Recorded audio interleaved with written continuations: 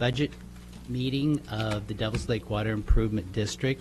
Let the record reflect that all board members are present and accounted for. Do I hear a motion to accept the consent agenda? Approve that?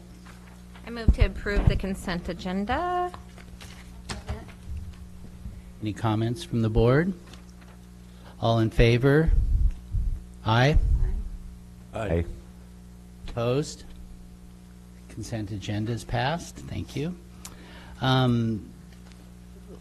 First, we have comments from citizens present for agenda and non-agenda items. We have one person signed up. Georgia, would you like to?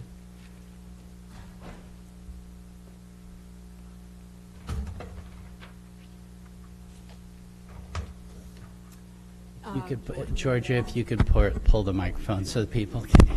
Georgia Roloff, 1142 Northeast Lakewood. Am I correct that this board has approved the expenditure of $2,000 to help defray the July 4th fireworks on Devil's Lake? Yes. July 3rd. July Yeah, 3rd. right, Yes. but in celebration of July 4th. I would like to register my objection to this. My understanding is that the mission of this board is to do exactly Devil's Lake Water Improvement District, to keep the water quality on the lake as good as we can. And as much as I appreciate the beauty of the fireworks, the residue and the chemicals that by nature fall into the lake pollute. They do not preserve the lake. And as a taxpayer, I strongly object to my tax dollars being used to do the opposite for which you were elected to this board. It is my sincere hope that this was a one-time mistake and will not be repeated in the future. Thank you. Georgia, I think you need to read our mission statement, because one of the things in our mission statement is to promote Devil's Lake, and recreationally and otherwise. And so I think this is one of the best ways we can spend our money to promote Devil's Lake. And we've spent 5 to 6 times this amount of money to do other events on the lake in the past that bring less than 10 to 15 people to the lake. So I think it's money well spent, and it's not a mistake. Say again. It's not? I believe it is not a mistake. You said that we made a mistake, and I think it was. well, that's okay. But it was very deliberately funded, and it was not a mistake. Okay. And it fits right in with our. We don't feel the same way. Okay. Right. Thanks. And one other thing, Georgia, I know that the board, we try to balance all those different 7 areas of what we're trying to do here. And I think in the paper, within the last 2 or 3 months, they came out with a list of things that were attended in Lincoln City, and I believe the fireworks was either 2nd or 3rd of bringing people to Lincoln City, and that's part of our charge, and so that's why I brought it forward. I think it's been a good event, and so I know we're going to disagree on this. Yep. And so we have to try to balance all those different interests, and so that's why I promoted, spending that kind of money. I just wanted to register my objection. Thank you. I appreciate it. Thanks, Georgia. Are there any other individuals that haven't signed up? Miles, thank you.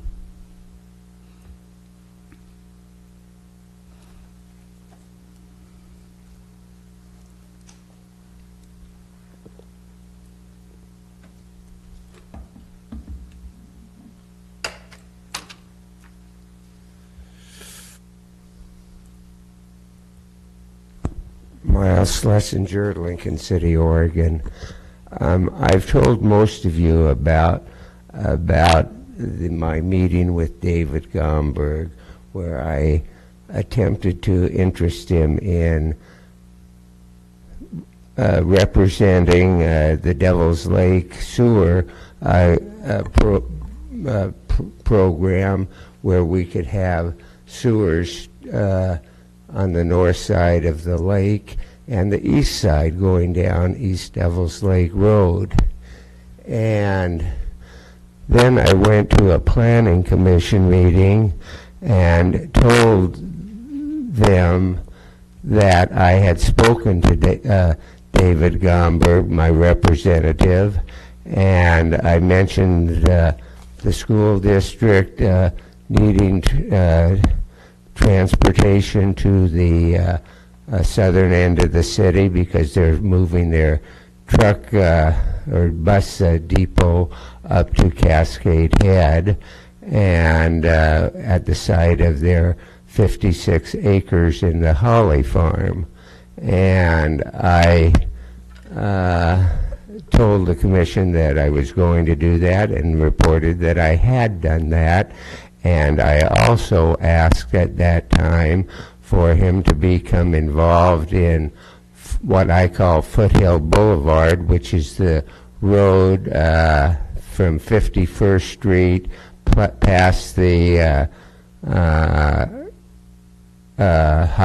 Taft High School all the way to 32nd, and I want it continued up to East Devils Lake Road, where it can be a secondary route for people in the city, and we can't have development along the Nelscott Gap area, which they have a great plan, but they're waiting for someone else to fund the road work, and we'll never get any kind of growth in Lincoln City and decent jobs besides the hospitality industry without clearing 101 and getting the traffic a second method to get traffic removed from 101, especially during July through Labor Day, when 101 can be difficult to get from Taft to the casino area because of just congestion, normal congestion of RVs and all those things.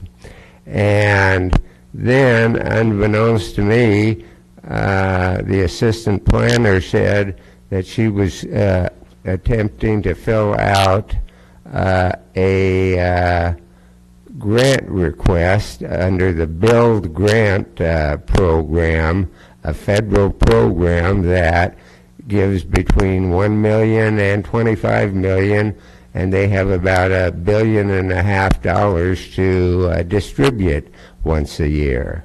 And she was applying for that also. So I would like you to consider asking our manager to participate with the sewer committee to get it done. It's July 19th it's due, and I think the city would be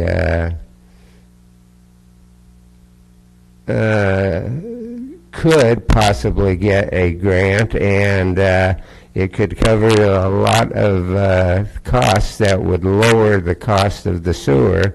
And I'd like Josh's help in developing the grant and going to the county with me, because it's a county road, and getting them behind it, as well as Devils Lake Water Improvement District getting behind the grant. Miles, is the I'm sorry, did the city ask for some help with writing this grant, or They haven't asked for any help, and I don't know whether Deborah can write a good grant, but I'd like to explore that possibility with Josh. And I certainly am learning about planning, and it's a thing that I'll never learn all there is on the planning arm now, but it's a good project, and these grants were given to the Newport when they improved the docking area for boats. they gave one to Tillamook, got a build grant, and I think it's a possibility that the city could develop the road. It's 101 is in the tsunami zone in lots of areas. Here, east of the highway where 32nd Street goes up to High School Boulevard, it's out of the tsunami zone. So there are a lot of reasons to get funding for this roadway, and it would connect the city in a separate area east of the 101. And I don't think it would take a lot of time unless Josh and I find that Deborah Nicholson isn't capable, but I assume she's very capable. Well, it sounds like they're in the process of going forward with this anyhow, and so I guess my first question was, you know, do we want to offer help, or you know, does she need help? You know, sometimes that's the key. Brian is going to set up a meeting with her so that he can ask her basically what help we can offer her. Is it just that might be a good starting point, is to find out what help we can offer, what if they need help, and then from that conversation, then, you know, talk to see what Josh's timeline is. And I know he seems to be, everybody thinks, oh, Josh doesn't do anything. Well, Josh does a lot, and he's involved with writing grants in other areas and stuff, as well as, you know, this is our recreational he's done a time. great job for the district in getting grants. And Miles, I'm going to interrupt you for a second. First of all, I think that until we meet with Deborah, which we talked about in our sewer committee meeting, I was going to give an update on that. I think that we need to wait to see what happens with that. But then secondly, this is exactly the concern that I had as a board member with the sewer committee of where do we draw the line that the DLWID sewer committee stops and the sanitary district takes Yes. over. And on a project that size, as Dick mentioned in our sewer committee meeting, this is a big dance, was his terminology. And I think that, in my personal opinion, this is exactly what I didn't want to happen, is have our staff time going after something that a sanitary district should be doing. I think it is a great discovery and has potential, but I don't want to start sending our staff down that road of a big dance when we have a really big dance getting ready to go into the lake. in October when the construction period begins. Sure, but I mean, we have 4 different contractors we have to choose from. There's communication with that. I think Josh is capable of juggling all those things. Possibly, but I'm not ready to commit him to that. Okay. Especially since until we get something from Deborah of, this isn't even on my And I radar, don't know, or, But I would think that there is something we could do as a district besides writing a letter of support from the district for our need for putting in the sewer line and the expenses. but again, we know from our meeting this afternoon that this is a really big picture project, not something that we can tackle.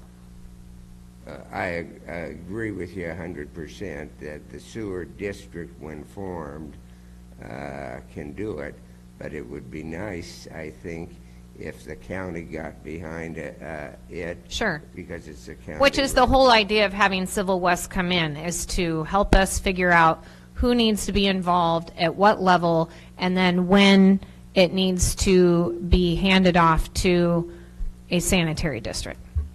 And I just don't want to put a bunch of staff time in before we know all of those things. That's okay, but I would like you to consider giving us a couple hours of his time for meetings, because this thing is due on July 19th or 20th. And Miles, this is a grant. It's an annual grant, though.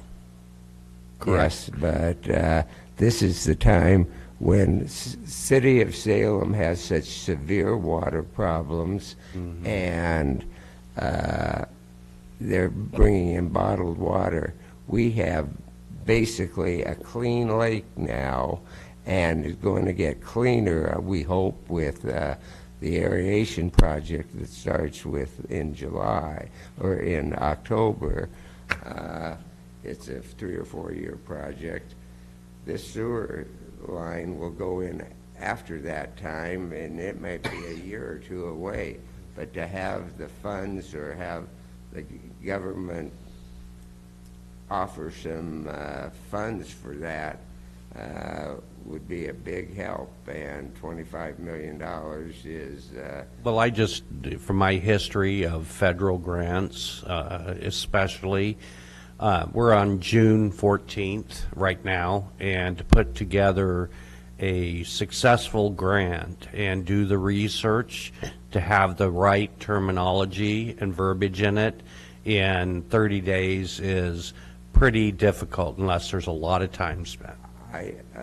I'm not considering having Josh write the grant or anything approaching that time. I'd just like some help from him if we have to go to the county commissioners and ask them for a letter of support for the roadway, which is in the county right now because Lincoln City hasn't annexed that property, although it's in the urban growth boundary.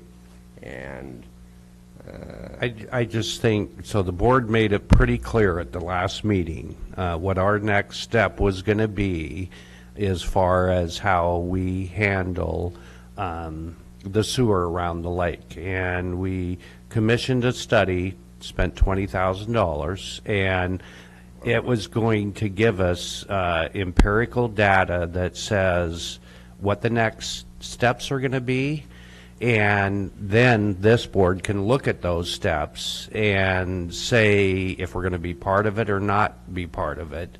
And I get a little bit concerned when you're talking new roadways and everything. I think, again, it's a timing issue right now.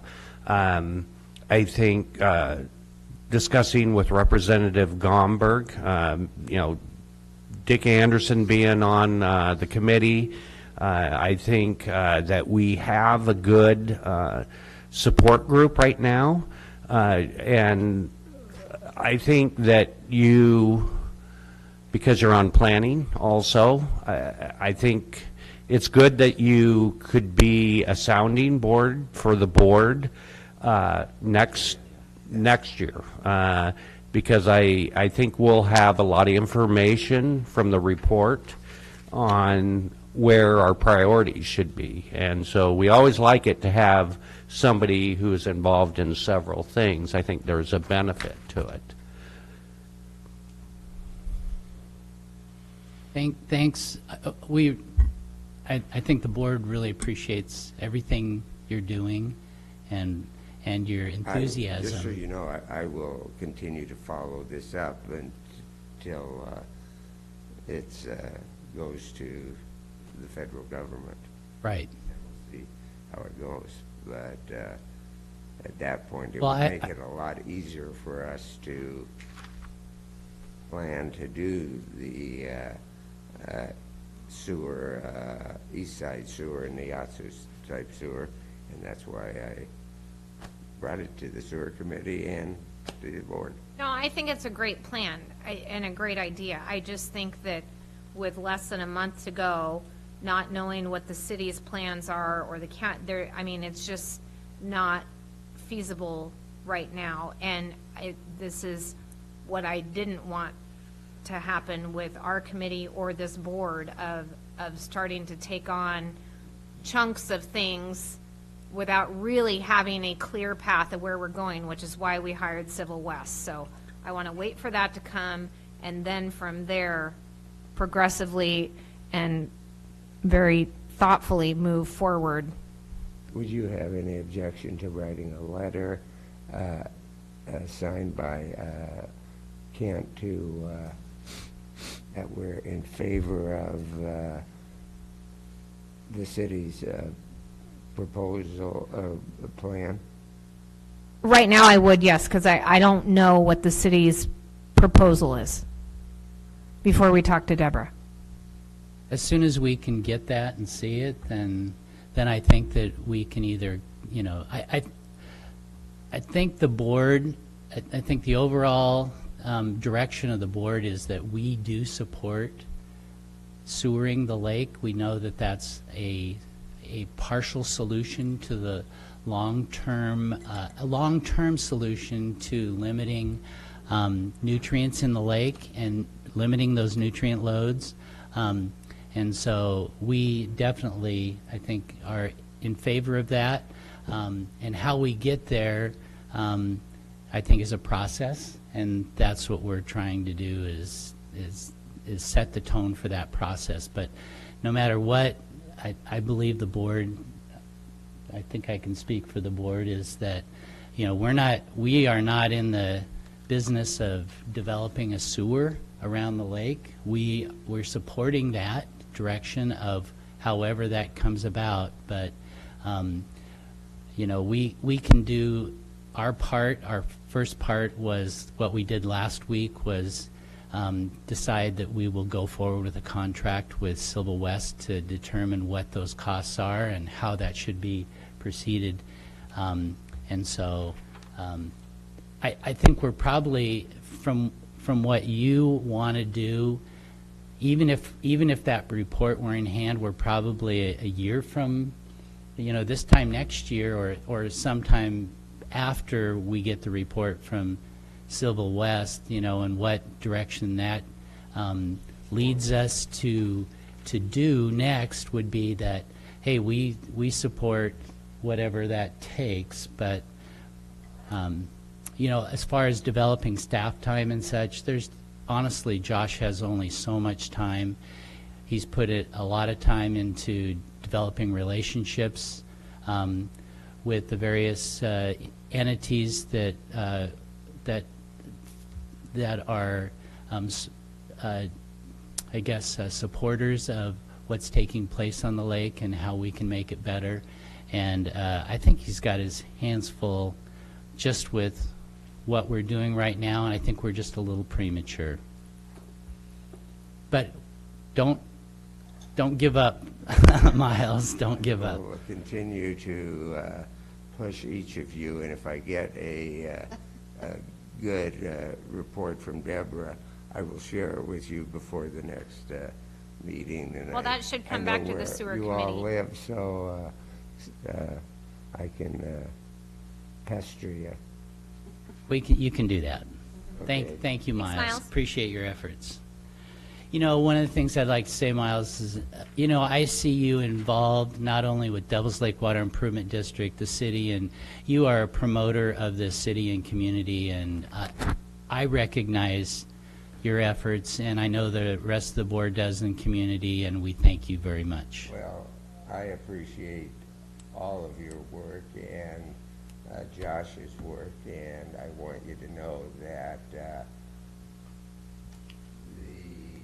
condition of Devil's Lake, in my opinion, hasn't been better since I bought the property in '90, I think, and I like Devil's Lake in Lincoln City. It's just that it is a very backward town that has only two industries that are successful, and that is the hospitality industry and the medical community. And it's unfortunate, but I'd like to see the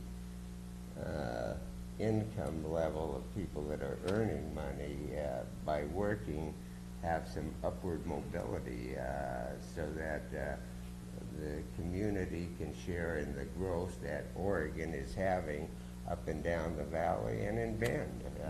We shouldn't be the lowest income income per capita person in the state. Thank you. Thank you. Thanks, Thanks, Miles. Miles. All right. Is there anyone else who was unable to sign up that would like to comment before the meeting? Thank you. Next, we have unfinished business with committee briefings, sewer committee. Sewer committee, a few of us met. We did not have a quorum, and we talked about what Miles just talked about. Brian is going to try to get a meeting with Deborah to explore further that possibility and what the master plan says. And we're waiting for the Civil West report to come back. Okay, great. Special projects and events. Do we have a reporter on that? I do. Okay. See, June 5th, we had our East Devils Lake Road cleanup, and we collected just about 300 pounds of trash. Thank you, Tina, for taking that away, or helping take away. And I'd just like to thank everybody that was involved. We had a good turnout, about 12 volunteers, and we walked through the east side in about just under 4 hours. So we had a good turnout. We picked up a lot of garbage, and unfortunately, the next couple of days, it was all back on the side of the road. So I think we're going to maybe upgrade our event maybe twice a year for the east side. So all the volunteers that showed up, thank you, and be ready for a 2-time East Devils Lake Road cleanup. We have to thank you too, Bill. You cook a mean hamburger at the end. At the park, we had hamburgers, cheeseburgers, and salads. It was awesome. Dessert. I'd also like to thank the Lincoln County for all their signs and the vests that we used for safety on the road, and North Lincoln Sanitary for taking the trash, Bill and Julie for providing lunch for everyone, and that was it for the road cleanup. Now, number 2 is the boaters' safety inspection with Lincoln County. It'll be June 23rd at 11 o'clock to 1 o'clock at Regatta Grounds. You gotta, I don't know what, how many people are bringing different apparatus, floating, what have you, but we do need a variety. So as next week comes up, I'm sure everybody's going to get their paddle boards, jet skis, boats, pontoon boats, parasails, anything you'd like to have inspected by the Marine airplanes. And thank you to Georgia Roloff for getting it advertised in the local paper. We appreciate that and your time. Thank you. Number 3 is the July 5th shoreline cleanup, which in the past has not yielded very much floating garbage, but we have managed to bring up some of the debris, maybe fireworks boxes that were discarded. In retrospect to the pollution thing, Georgia, I appreciate your comments, and just to bolster what we do, approximately 75% of the debris that is expanded from those fireworks off of the barge stays on the barge, including all the electrical wiring. The tape is all excluded, or it's removed when it comes up out of the mortar tube. So basically what you're seeing that going into the lake is sulfur related granular material and sand and shredded paper. So in the extent of the so-called pollution chemical reaction, yes, we have to recognize that there is minimal excrements going into the lake from that, but all in all, it's diluted in such a way that we don't feel it's an environmental hazard or requires hazmat cleanup or notification. In the past 5 years that we've been doing it, we've noticed absolutely no impact to the wildlife, which there may be because the wildlife can't talk.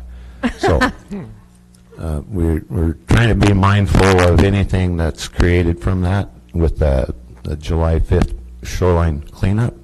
So from 9 to 12 o'clock, if you'd like to participate, we'll see you And last but not least, the fall West Devils Lake Road cleanup is to be announced after our meeting June 23rd at the Marine inspection. And last but not least, number 5, today was the day that we altered the elevation of the dam boards at the dam. So previously they were anywhere from 9.8 to 10.0, and today they're all cut off at 9.53. So when you go by and you see an infinity pool at the dam, that's a good thing. That means there's still water coming in and going over the dam. But that alleviates the any question of over-impounding the water in the lake. So now there's no issue there. It'll go right over the top at 9.53 with the addition of the fish fyke that is open 24/7 and runs wide open. So that was something that needed to be done within the last couple of years, and we had some feedback, and now it's done. So thank you. Thanks, Bill. A couple of things, Bill. First, with the East Devils Lake Road cleanup, I think the day or two afterwards, I drove by, and somebody had lost a load of flooring. And That's been picked up. and Larry and I, when we were coming to the meeting tonight, I was telling him about that, and I said, well, I was thought about getting you, and we could go down and pick it up, and most of it's been picked up. There's just a few boards left, but whoever picked that up, anybody up here? What do you mean, free flooring? Who wouldn't pick up free flooring? Well, I don't know if it was very good flooring, but anyhow, but it was interesting. It was within a day or two after we had cleaned up that now we had a big, a partial load of flooring that was distributed there.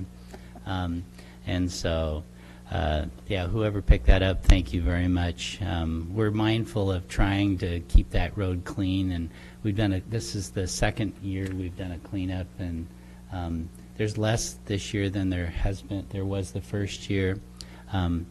But again, it's a group of volunteers, and we had 12 this year that have pride in what's taking place not only in and around the lake, and they're committed not only with their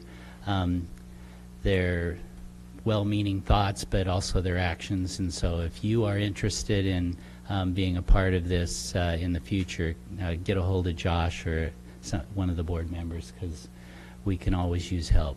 There's several people, too, that do it on a daily basis Yes. that we should acknowledge. Yes. Thank you. And let's see.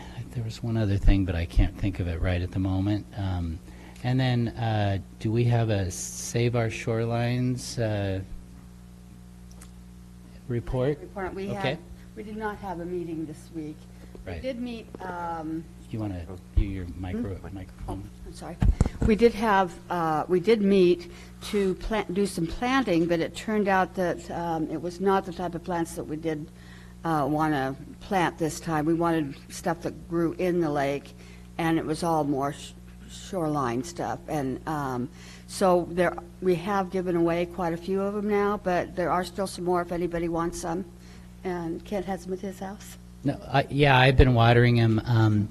We put some on a borderline between a couple properties over on Loop Drive. I'm not sure how many we put there, maybe around 20.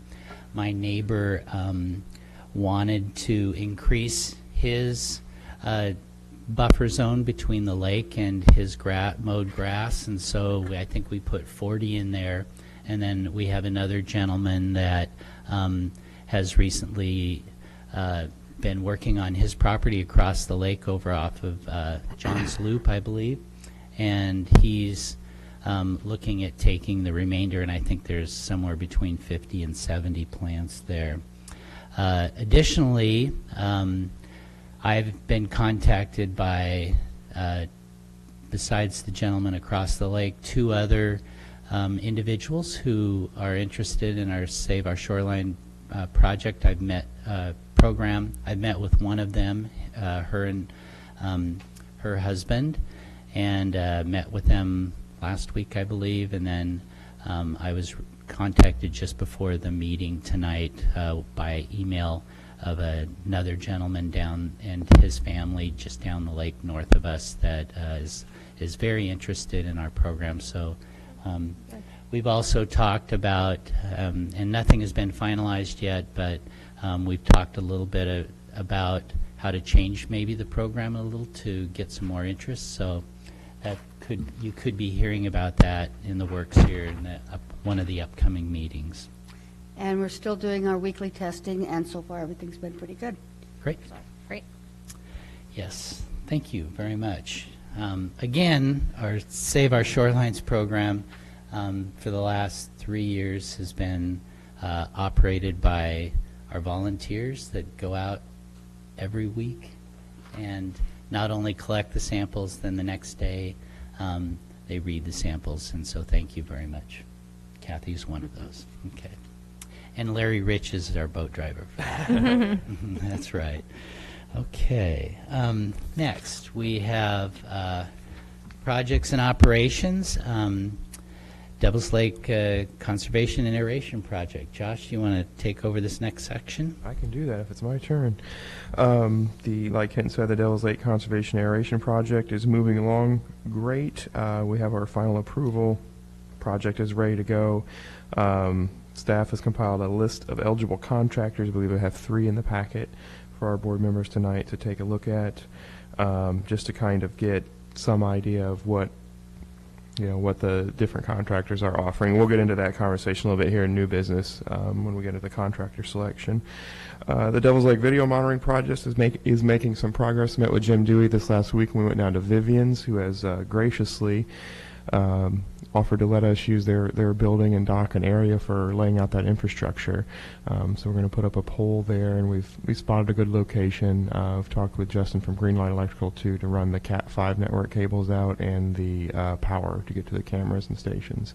And it'll be kind of the same. We'll be piggybacking the power along with the Airstream movement down there, so we'll be able to conserve some funding by being able to tap off of that and not have to put any extra expenditure towards getting those hooked up. So Jim and I are working on the camera and the hardware situation right now that we have the location locked down and power and network. So now all we have to do is get a unit, pick a spot, and develop the rest of the project. So I hope to have that in this summer. We should. Great. And in our conversation, I thought I'd share with the audience, those that are here as well as those at home, we're really trying to piggyback that video monitoring to do some other things besides just monitoring security. Could you share a little bit about that, Josh? Sure. Well, I'm not so sure cameras are going to be for security. I don't know who we're going to bust out there, but The sea lion. it might be. Well, he's stealing our grass carp again. I knew it. No, we have really wanted to. It's been a long time goal of the district to get some lake level monitoring in place, so we don't have to constantly read staff gauges manually. So we can kind of have that available for everybody, absentee homeowners and everyone who might want to know where the lake level is at. Along with that, we hope to be able to maybe hook up some type of weather station too, so we can kind of see about rainfall and a few items. But we're working our way through that right now and looking at some options. But it's at this point, we believe that we can kind of tie all that in together and make ourselves a nice, tight little research station down there near Vivian. So That'd be cool. yeah, it'll be good. We'll be able to get it all out to the website. We're looking at putting it all through FTP.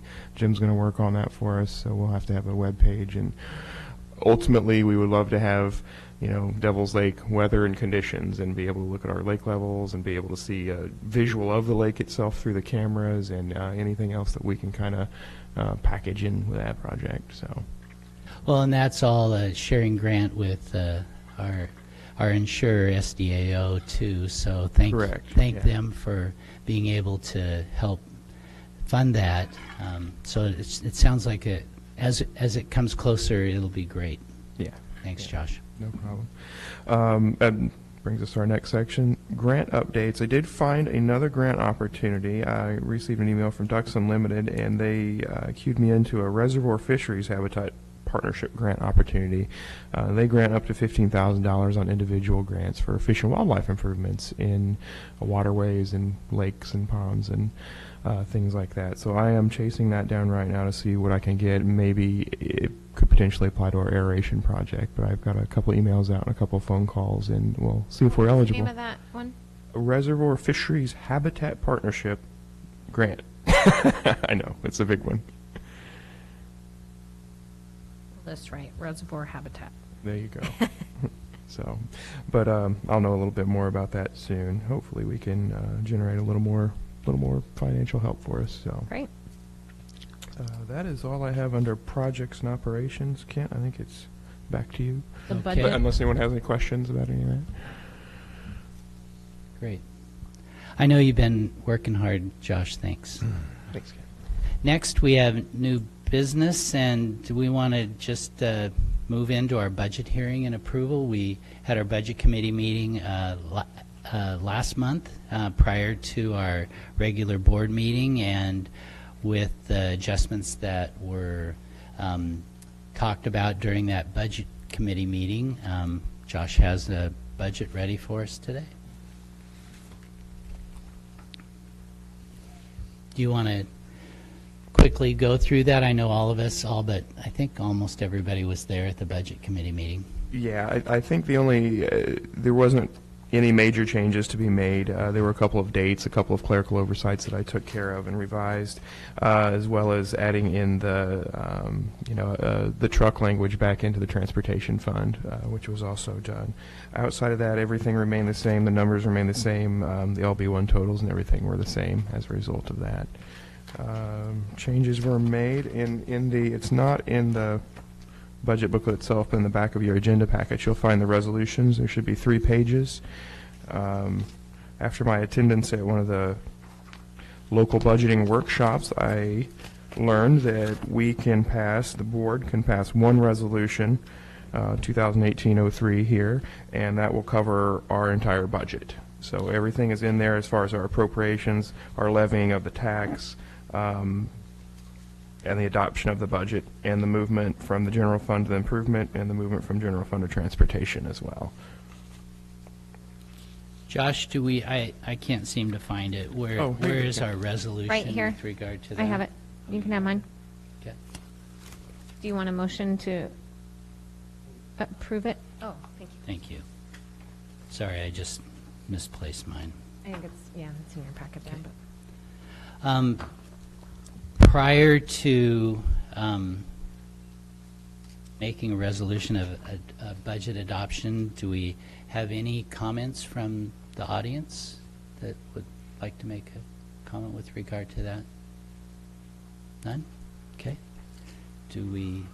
I move to approve Resolution 2018-03, a resolution adopting the budget of the Devils Lake Water Improvement District. I second it. Any discussion? Great job. Thanks. Let me read this budget, or the resolution, and then we can vote to do that. Okay. Board of Directors resolves 2018-03 resolution adopting the budget. It is resolved that the Board of Directors of the Devils Lake Water Improvement District hereby adopts the budget for the fiscal year 2018-2019 in the sum of $1,014,400, now on file at the district's offices located at the Oregon Coast Community College, 3788 Southeast High School Drive, Lincoln City, Oregon, dated this 14th day of June 2018. Resolution making appropriations. Be it resolved, the Board of Directors of the Devils Lake Water Improvement District hereby appropriates the following monies for the fiscal year 2018-2019 for the amounts and purposes shown below. Dated dated this 14th day of June 2018. General Fund, District Operations, $302,900. Not allocated to organizational unit or program. Contingencies, $5,000. Transfers, $27,000. Appropriated funds, $336,700. Improvement Fund, Personnel Services, $0. Materials and Services, $50,000. Debt Services, $0. Capital Outlay, $140,000. Contingencies, $0. Transfers, $22,000. $5,000, making a total of $162,000. In the Transportation Fund, personnel services, material services, debt services, capital outlay services, contingencies, all $0. Transfers, $5,000. Total all appropriated funds, $498,700. Unappropriated budget items of the general fund of $100,000. General fund reserve for future, $147,700. Improvement fund reserve for the future, $268,000. Transfer fund reserve for the future, $0. Total unappropriated and reserve funds of $515,700 for a total adopted budget of $1,014,400. All in favor of adopting Resolution 2018-03 signify by saying aye. Aye. Aye. Aye. Opposed? It is adopted. Thanks, Josh. No problem. And if you're interested in looking at the budget, we have copies available at our office. Correct. And I will have this now that it's finalized and approved. I'll put it up on the website as well. So. Great. Thank you. Chair? Yes. The imposition of the tax, other than signatures, do we need to I think cover the that? resolution covers The resolution covers It's in it. there. Yeah, it's definitely in there. I made absolutely sure that one was in there, Steve.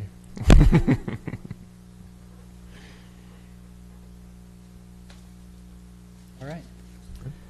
Next. If I can- Airstream. Airstream Pro plan. You have a PowerPoint for us. I'll be brief. Got about 9 or 10 slides to run through here. A little bit of it's a recap from some of the information that we've already learned. Josh, could you do just a quick summary for those people that may or may not know about the Airstream program that we implemented last year? Just a quick. Sure.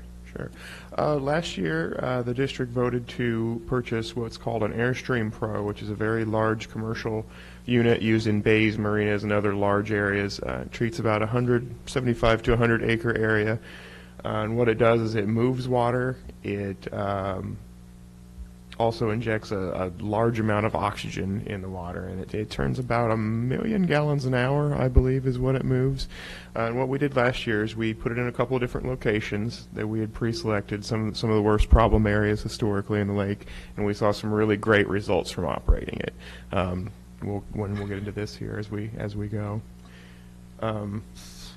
The program cost to date, the equipment itself was $13,000. The maintenance that we've encountered this year was about $1,500 to stage it, repair it, tighten bolts, other just general maintenance needs done, clean it. The electrical connections, the points where we've had to hook it up because it does require 240 volt electricity, was $2,200 total.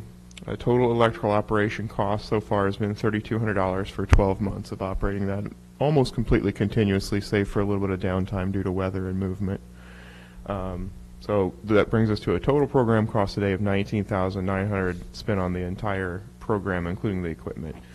And, well, I'm sorry, the program equipment maintenance, the operational cost has been $6,900, which is the maintenance and the electrical costs. So what we set out to do with this piece of equipment is see how we could affect these major areas: the water clarity, the water quality, the gooey stuff on the bottom of the lake that everyone knows about, and to see if once we got rid of the gooey stuff and we could see through the water, if we had any benefit to fish and wildlife in the area. The clarity was very apparent. This was taken over one of our points in Horseshoe Bay. You can kind of see, and I can definitely attest to the fact that this was similar weather on both days. It wasn't one cloudy day and one sunny day. It was both very sunny out both days in the summer. We can definitely see the boat ramp there on the left side, how it's a little murkier, a little darker for sure. And we can look over on the right side and we can just see that, the water is crystal clear at that point.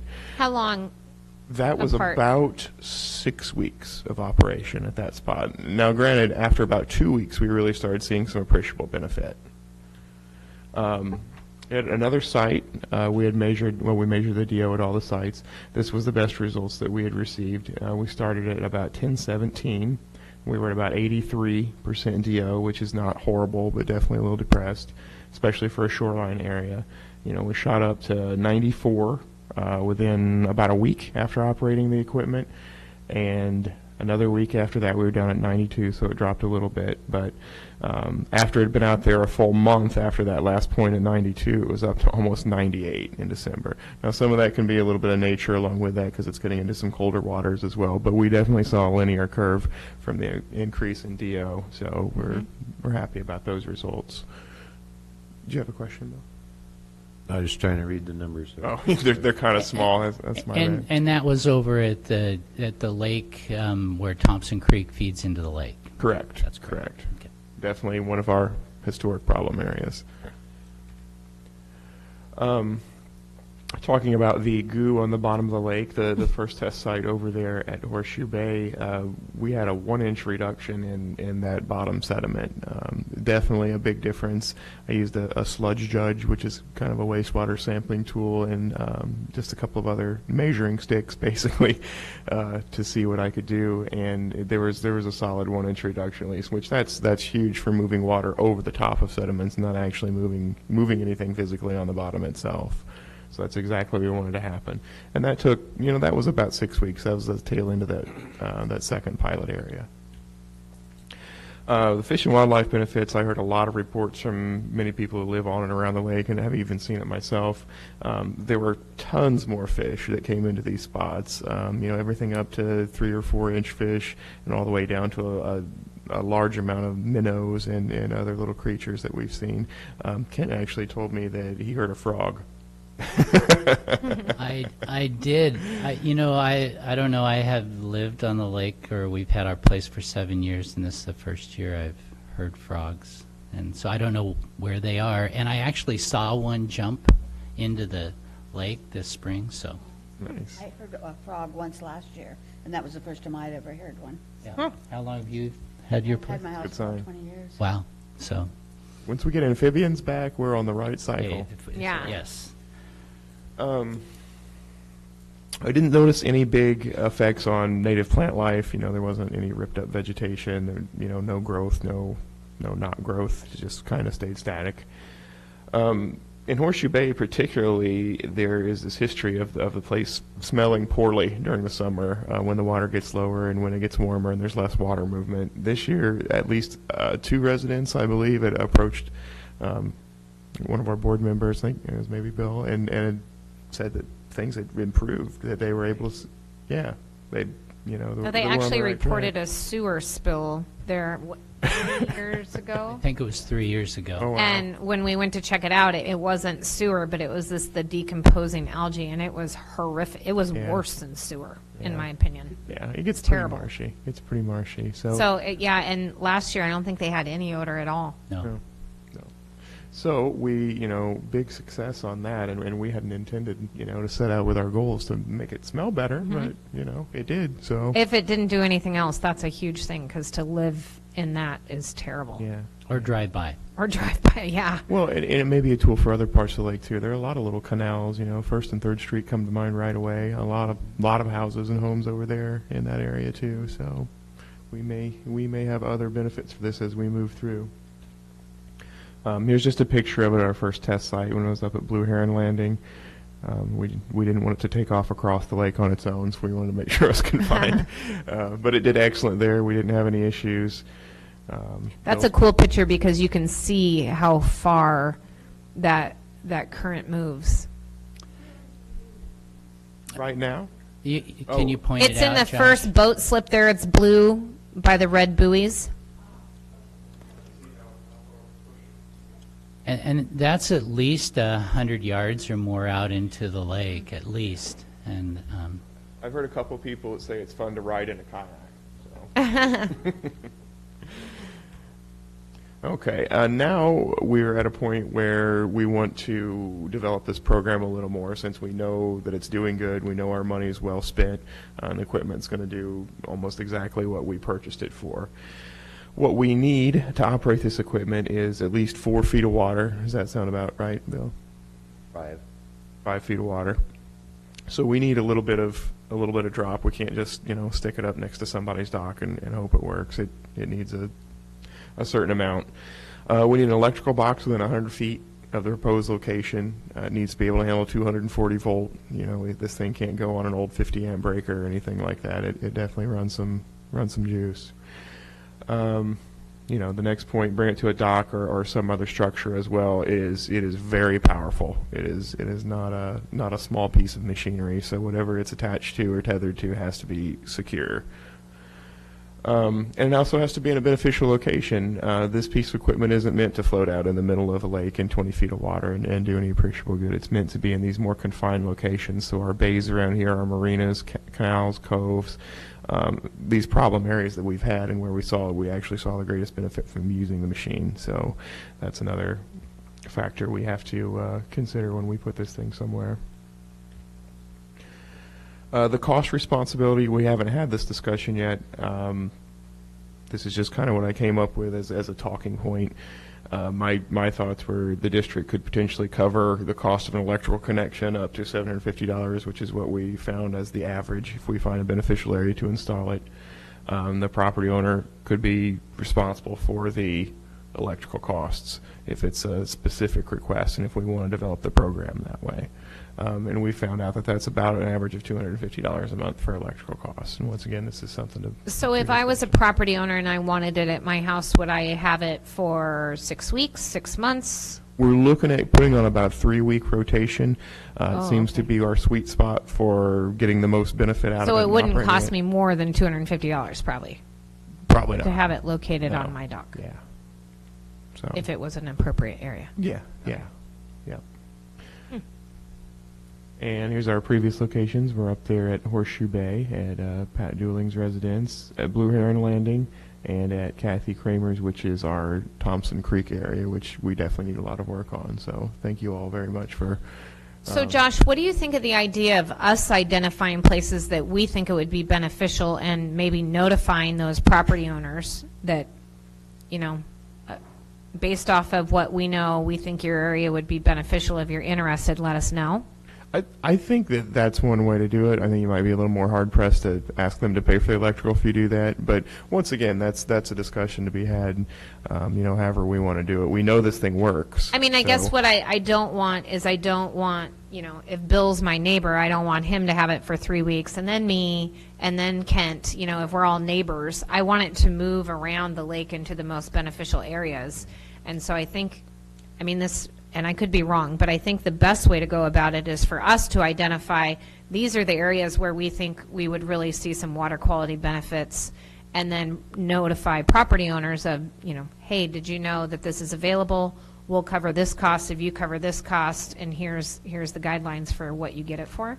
Yeah, no, I think that'd be fine.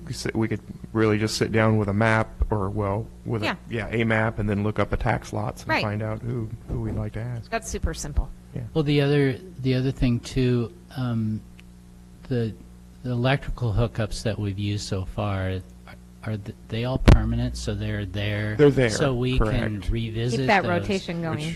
They're not. places. Not all of them?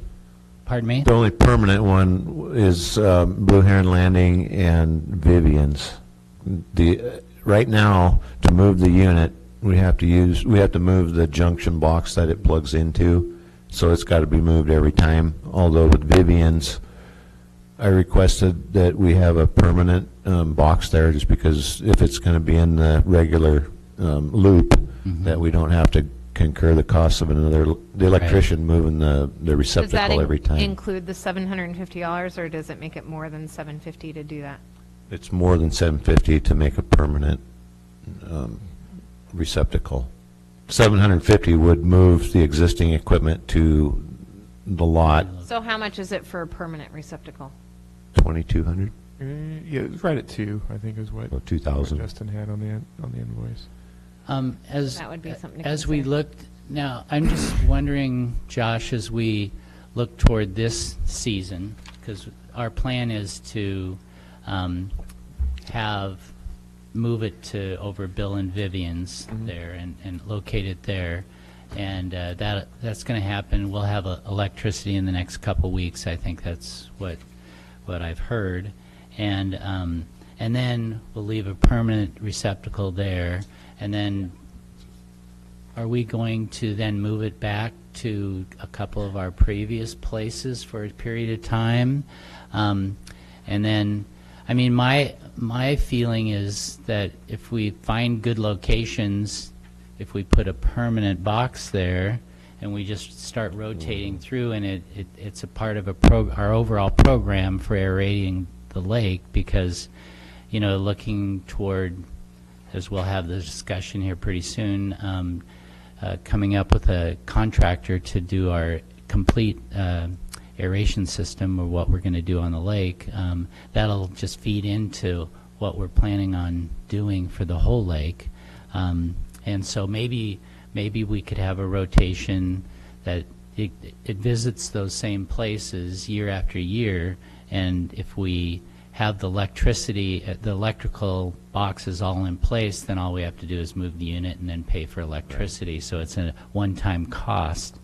And it feeds into our overall, you know, plan for aerating the lake. I don't know what other people's ideas are for that. I think that would be good too. I was thinking that when you get it over to Vivian's, that you could probably move the temporary one back over to Horseshoe Bay, because it's going to be getting warm here pretty soon, and that'll be heating up. Right. Already. Yeah, I don't. But it might be good to have permanent things, you know, around the lake, so you can just keep rotating it. Be easier. Well, I know I at least think Horseshoe Bay, that has always been a problem for not only the residents, but people who drive through the road. The decomposing plant material that's built up there is not good for the lake or the people who visit. And so, you know, to have a permanent a designated time when we always do that during the summer months, at least until something changes there, I think is a good idea. But I'm for having a permanent place at each spot, as long as we have the permission from the owner, and that they'll participate in this program on a yearly basis.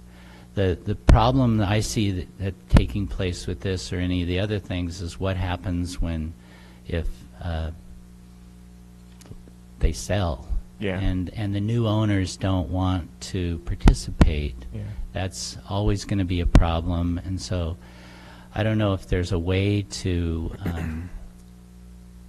be able to have that as part of what they're committing to, is that the new owners would then, you know, take that upon, they'd participate in the program, or I don't know. It's I think it depends on the owner's discretion. If they don't want it, then we yank it. So they're not obligated to have the box there under any condition. It's just the previous owner granted us access to the property with an agreement that we would move it, supply the hookups, and they would pay the power, or subsidized through the district. My next target area is the First Street Canal. That's the city's got a pump station in the middle of that canal, and we need to move some water for the benefit of the canal. Well, and thankfully you've pulled all the enormous logs out of those canals, so we can actually move water through there now too. Those were big. And you'll see that that's what I put up here is just kind of a cursory schedule on about a 3 to 4 week rotation to get it from site to site, and with Vivian's being the next, Horseshoe Bay being right after that, and then of course discussion like we're having or we'll have in the near future to decide what other locations we would like to locate the equipment at. Well, and the major time period is what we're entering right now, is the summer time period, especially in areas like that we're concerned with decaying plant material and the stench that that puts off. And so, yeah, I'd like to see permanent places and then, you know, rotate them through. Then maybe in this next budget year, as we look toward the following budget year, as we look at this program, as it develops more, you know, what are we going to budget for each area in order to support this program? Because I think the program is certainly valid, and we've seen some good results from it. We can only see better results when we get in the full aeration system. Yeah. Oh, that was it. Oh. Oh. Very good. Thanks, Josh. Sure. So in retrospect to that, could I ask Josh to not really notify the city, but just set up a meeting with the city so that we could go over potential locations that they would be able to grant us power Yeah, if we to hook could, up? I mean, it looked like the costs of the program, if I just added things up quickly in my head, for not only purchase of equipment, but maintenance and operation and everything, cost about $27,000, just short of that for last year, if those numbers are correct. So I know that we won't have the $13,000 purchase, which was the original purchase of it, so that cuts it to, you know, $14,000 a year. At least that's what the operational cost between maintenance and everything, and I'm assuming that's about what we're going to end up with this year, this coming season. Is that correct, Josh? You figure that? Unless Pacific Power really has a couple rate increases in for us, yeah, the electrical costs and what the contractor has been charging us for, electrical contractor for the hookups, should be about the same. So. And then the maintenance on the equipment itself, has it been pretty maintenance-free, or has it been expensive? I'd say What do you say, maintenance? Or 0 to none. It was basically the substructure around the unit that had a couple of the bolts vibrated out, but its performance by the engine of the particular unit is 0 maintenance. Okay. We've done, yeah, nothing. So, good track record for the past year. Good. What do you need from us with regard to that tonight, Josh? Really, I will talk. I think the next step would be what Bill said. I'll get with somebody with the city. I don't know exactly. Lila? Yeah, talk with Lila and see what her thoughts are and some other problem areas, and just line up a list of targets, bring it to the board, and have that discussion about where and how and any challenges we see with each spot. But what you're proposing is 3-week increments would be ideal, so that's 17 different placements. I think it's too aggressive this year to get, or even try to get to there, but I think that identifying at least 3 more would be a goal, and then work with the city. I don't think we'll find any hesitation through the city. I think they're more than willing to help if they can without a major cost. Right. Operation Lila's cost. told me that also, Yeah. so in meeting, so. And then personally, I could come up with six locations. It's just a matter of where we fit them in time-wise. But I'd like to see a 6-week operation period, just so that we get a clear view of performance, and we can monitor the material on the bottom depth like we have done in the past where it's been operating. I'm not sure if 3 weeks gives it ample time to even create this mission. Well, and I wonder, I mean, 3 weeks would give us, you know, basically 5 to 6 different locations during the summer months. But if we should identify, you know, those problem Each areas area that, and that how we long. have to have in the summer. I think Horseshoe Bay is a critical placement. And then, what are the other 2 or 3 that we need during the summertime? And then I think the fall and winter is probably a little less, critical than myself. But Well, just from the dilution standpoint of the rain. But it might be beneficial, too, to look at the budget line to have another line item for a purchase of another machine. If down the road or major aeration project doesn't reach out to those areas that are being affected by decomposing material. Yeah, that's a great second option, is to think about having more than one that doubles our costs and everything, and then purchase costs. But as we hope that aeration will make a substantial difference in the lake, that's certainly something we should look at for next budget cycle. Good. So can we move to have the contractor move forward with our install at Vivian's? Or is that a motion? I don't see it. I think that's part. I don't know do we need a motion to do that? No, it's within our. I think that we can go ahead, even though it's going to be more expensive.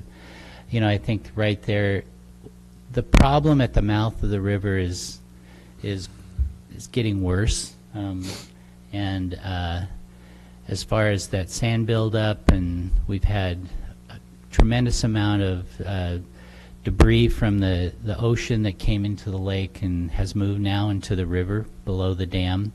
I think that as we think about this year, and we move toward, hopefully here in a few minutes, about our selecting an aeration contractor for putting in a hard aeration system for the lake. But next year we ought to really look at one of the other priorities we ought to have is what we're going to do about the outlet of the lake. And right. I know it cost us a few $1,000s to remove all those logs, but that's going to be a continual problem if we can't work with the city and whoever in order to try to reduce the amount of sand and stuff there that we have. So I'd say go forward with having it at Bill and Vivian's, and then look toward trying to come up with a plan for what we should do around the lake, and then what's an optimum time, whether it be 3 weeks or 6 weeks. But I think, in my opinion, Horseshoe Bay is essential for us to have it at some point during the summer before it gets bad. Okay.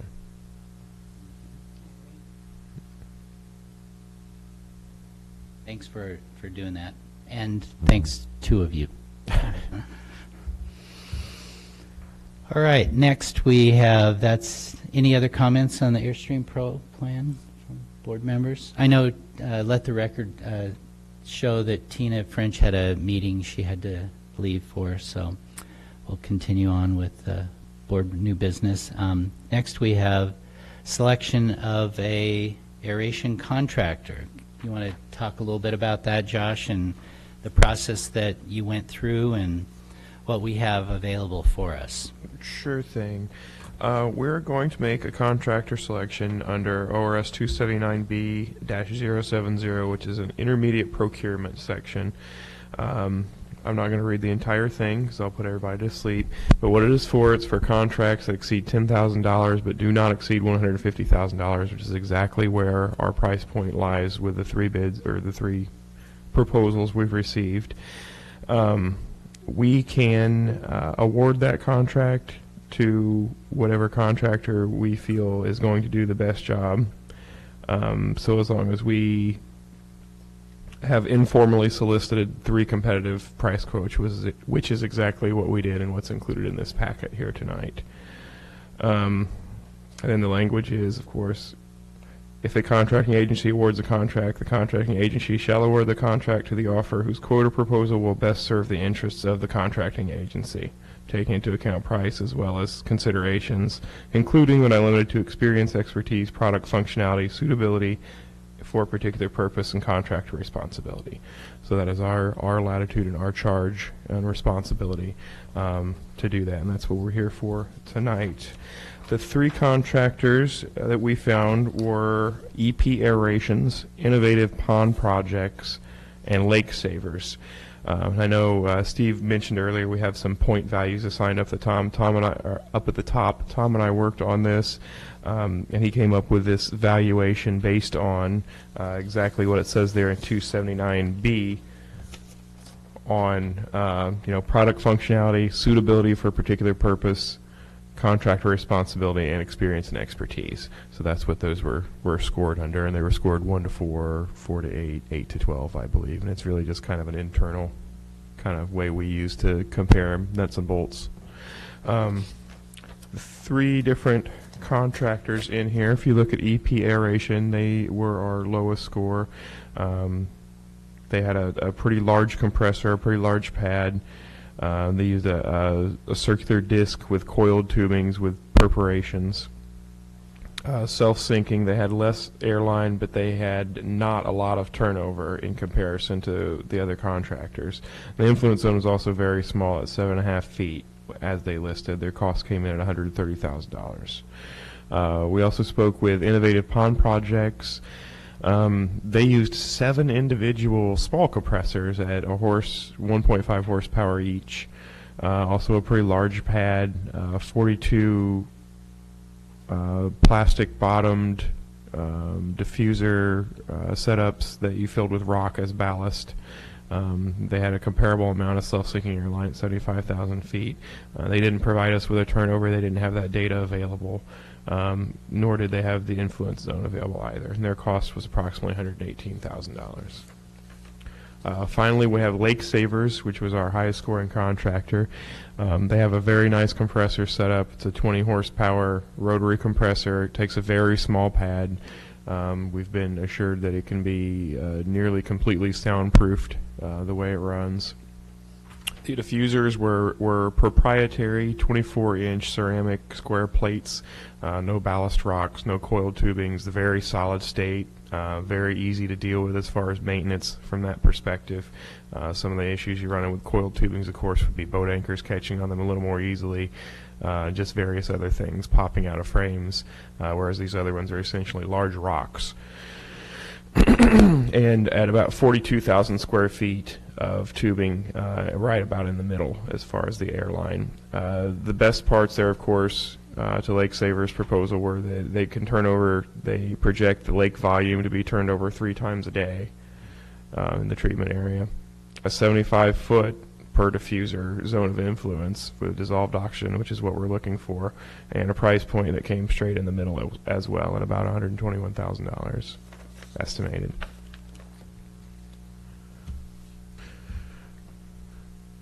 Question. Has any of these contractors explained what happens when a boat anchor does drag across one of these things? Does the unit, I mean, has there been any explanation? Are they tough enough to survive an anchor, or are they ruined after an anchor, or does the unit can be dragged by the anchor 75 feet, 200 feet?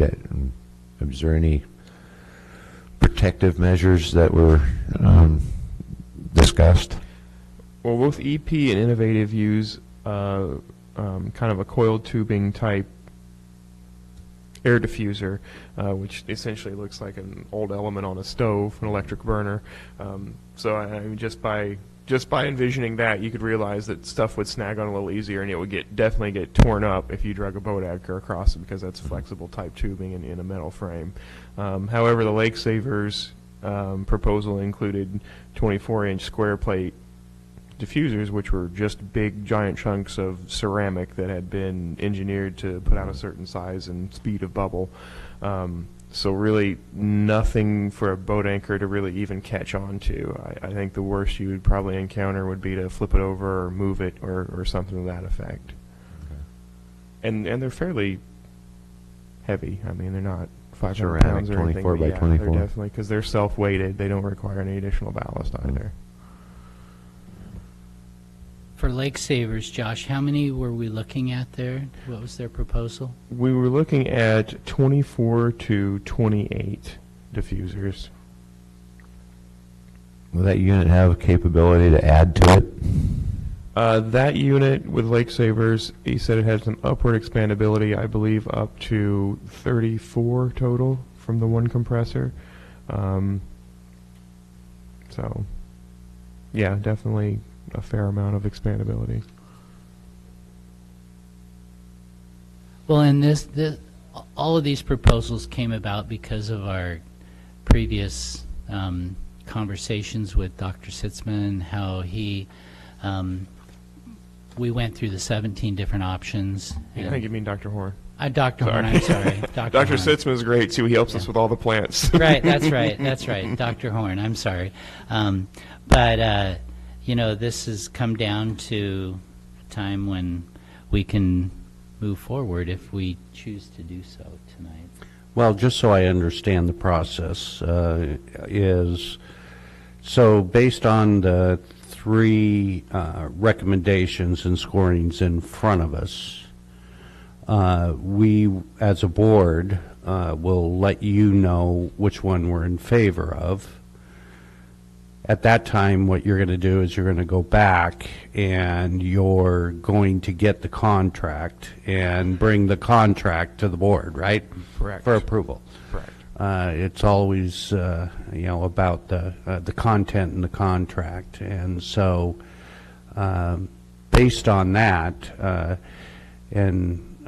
I guess the board's exposure over the last year and a half to the systems that are out there, I think we've been pretty well educated from Dr. Horn on. I would like to make a motion on which one I would like to go forward. Go ahead. I'd like to make a motion, Lake Savers. I'll second that. Any discussion? All in favor of moving forward with securing a contract proposal from Lake Savers, signify by saying aye. Aye. Aye. And she said aye too, even though she wasn't here. Good. Okay, so we have, great. Josh, if you would contact Lake Savers and work up a contract proposal from them, and then we actually, if need be, and I don't know what our time frame is, or what their time frame is to get a contract, but if need be, we could meet in executive session and follow that by an open session to approve, to look at the contract in executive session, move to open session, and then just have that on the agenda if need be between now and the next board meeting. Yeah, we want to be conscious of in-work period and their schedule. And so I think the sooner that you ask for their contract so that we can take a look at it. They've been around for a long time, so I think we'll find a pretty thorough contract with them, no hidden cost. So, and correct me if I'm wrong. We've looked at a work window of in the end of September. Is that correct? Correct. Our in-water work period begins September 15th. I believe. Yeah. And so if need be, in order for them to, for us to move and hit that date, if we need to meet before the next meeting to approve this, then I know that I'm available and we can work it out so that we could do that. If not, then that would be a top priority for our next meeting. Sure. Yeah. I'll call Do you them. know whether or not they have an ongoing permit with DSL to install this? I do not. Okay, 'cause that's a key factor. If we're shooting for a September install, then that stuff's got to be in place prior to that. Note that. I think we've got, did we get the permit already, or does it I don't know. Approval. We got approval for a permit from DSL. We didn't need one from the Corps of Engineers to move forward with this, and so whatever details need to be worked out with Department of State Lands would be great. And yeah, like I said, I think that Josh has a lot to do over the next few months. I like to keep busy. Right. Very good. He likes that. Well, I'd like to say that, you know, this whole process started quite a while ago, Almost probably 2 5 years ago, and, you know, it was the previous board that, you know, got a hold of Dr. Horn and got the proposal, at least looked at the different options we had, and we've come to this point. So I thank the previous board for doing all that groundwork, and it's taken 4+ years to get to this point, but hey, we're ready to move forward, so it should be exciting. Good. Next, Josh, we have a discussion on how DLWID was formed in relationship to who our initial parent, I guess, organization was, and do you want to talk a little bit about that? Sure. I spoke with Rusty at First Interstate Bank, great guy, great people, and they found that there was $5,000 in an account for paddle, which was the precursor to Devil's Lake Water Improvement District. That money is going to go back to the state unless we can provide some kind of evidence that we, in fact, took over for paddle and kind of took the helm. So really all we need to do tonight is have a brief discussion on a couple of the people involved in the previous organization and confirmation that that previous organization did in fact become Devil's Lake Water Improvement District. And of course we'll have Kent sign the minutes. Well, if that's the case, then I can testify that Susie Fisher, the ex-chairperson for paddle, was quite interested and excited about the formation of Devil's Lake Water Improvement Board, and was adamant about moving or transferring whatever resources that they had left upon dissolving, that it be forwarded on to Devil's Lake Water Improvement District. And I haven't seen her for 3 years, so I don't know where she is. But along with her, there's Sid Walks was one of the founders. Del Isham, Roger Sprague, I believe, was in there. Brian Green was in there. Yeah. I mean, a lot of We know Brian still, so yeah, and that goes back almost 30 years. So Okay. you know, it's well ingrained in the community, and I guess we'd be in line for anything that transponded from paddle to Devil's Lake Water Improvement Board. So well, we can certainly put that to good use. And I heard from Mark Christie earlier, and he had a great idea that we should commit that money to a definite, clear project for lake improvement, just kind of in respect to that previous organization that got us all here and helps us. Well, I believe Paddle came together as a group of just community members that were concerned about the lake, and they formed a group in order to move toward improving the water quality and recreational opportunities and all the things that came about with the formation of the district. So without that volunteer group, and truly it was a volunteer group of a wide range of people to come together, and here we are today, 30+ years later. Thank you very much. thank you. Great. Thanks, Josh. There was one other thing I wanted to slide in here that didn't make it on the agenda, Kent. It's very, very quick. We need to re-sign our bookkeeper's contract. I wanted to put that through discussion tonight, see if anybody had any questions or anything. It would be exactly the same as it was last year when we rewrote it and add the caveats about Teresa participating in the meetings with Steve and I, which I think she's done a great job at to date. And we were able to get the budget through a lot smoother and a lot more accurately. So I think that worked out really well. But I just want to see if anyone had any questions about that contract. So Josh, I'm sorry. There was I know that we did revise the verbiage last year,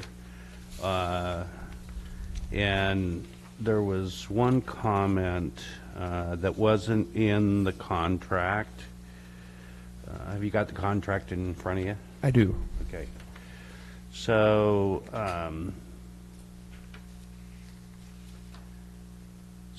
under the transfers section, so the contractor will contact the executive director when transfers into the checking account are needed. So we set up three safeguards there. That should be treasurer.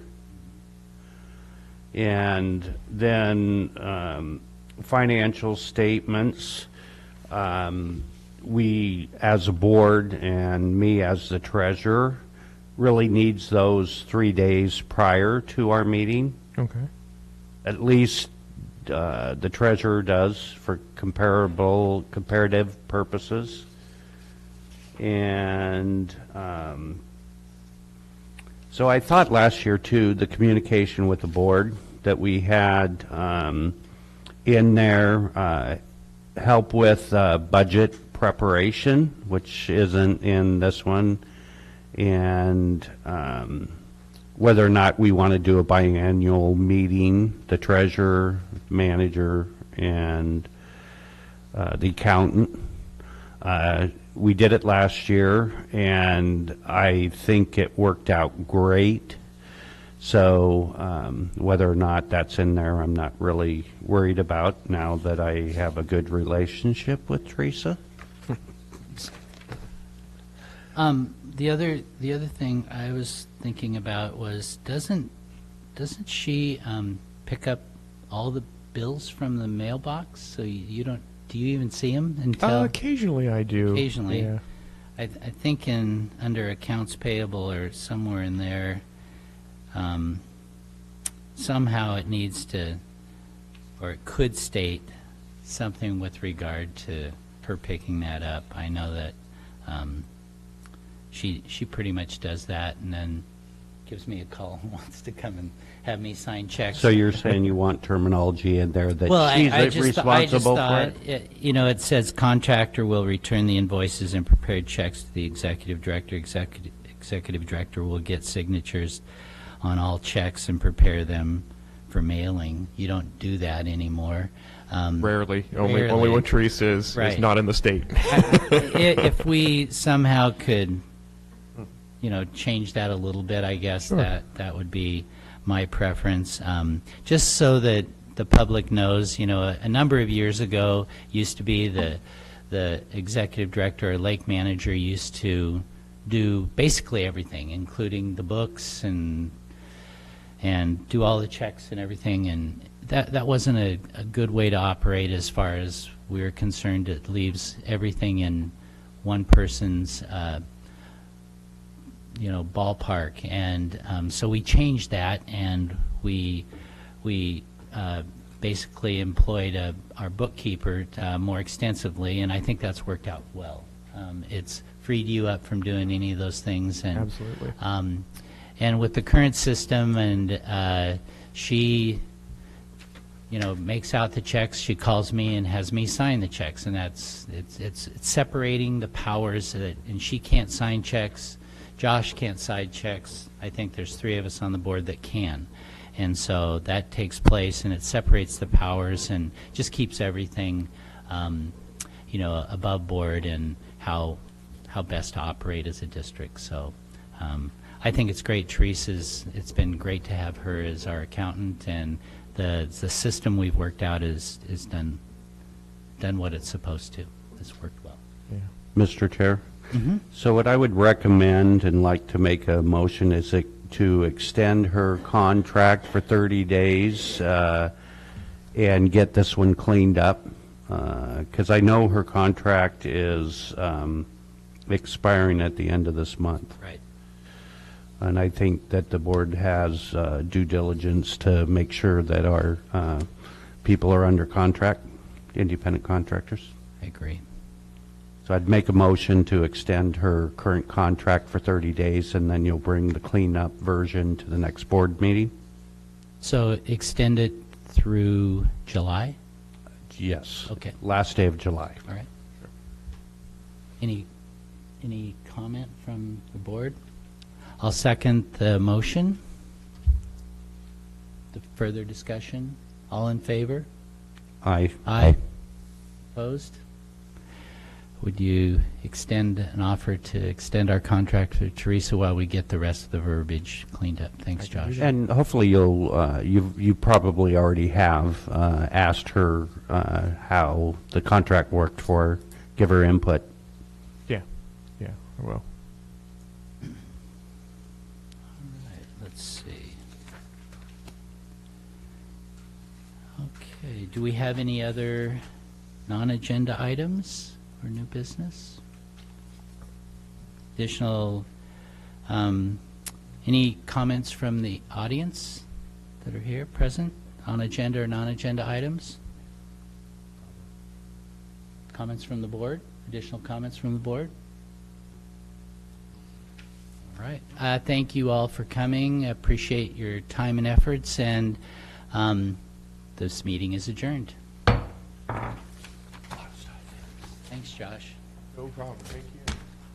Yeah, I just wanted to change a couple of the dates.